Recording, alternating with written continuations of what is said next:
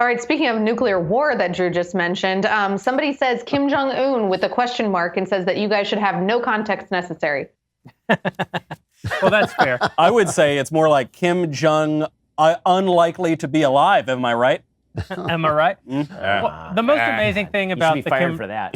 The most amazing thing about the Kim Jong Un story, because truly none of us know. It's a closed society. It's very difficult to get information.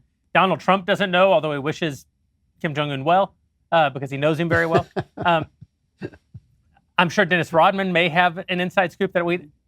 The real story here right now. There may be a story of a transition of power. There may be a story of a complete new day for North Korea, but we have not arrived at that story yet. The story we have arrived at is how badly CNN handled the rollout of this story and how there will be no mention made of it anywhere, no consequences, nothing. That's where we've arrived with the media, is no matter what they do, no matter what prediction doesn't come true, no matter what story is completely false, no matter what false narrative they peddle, it gets memory hold so fast.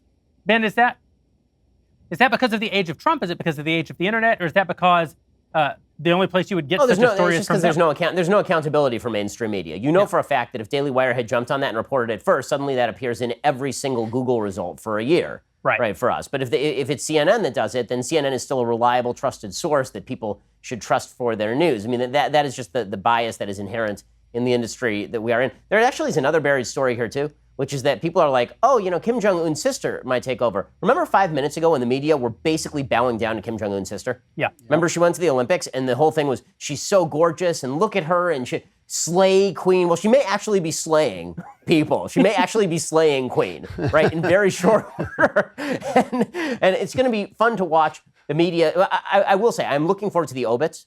I mean, for Kim Jong Un, number one, because he's a horrible human being, and there are very few people who deserve to die, but he is definitely one of them.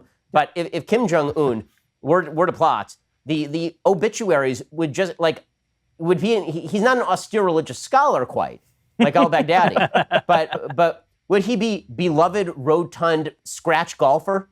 Would he be well-known unicorn sanctuary founder? What exactly would be the headline in the New York Times about Kim Jong Un? Hey, you. It's me, Jeremy Boring. You already know that, of course. That's because you just watched the Daily Wire backstage. As the cigar smoke settles after another perfectly executed episode, why not ensure you never miss out on Daily Wire content? Go ahead and give that subscribe button a push. I'll wait. There you go. That's it. Much obliged, my friend. We will see you next time.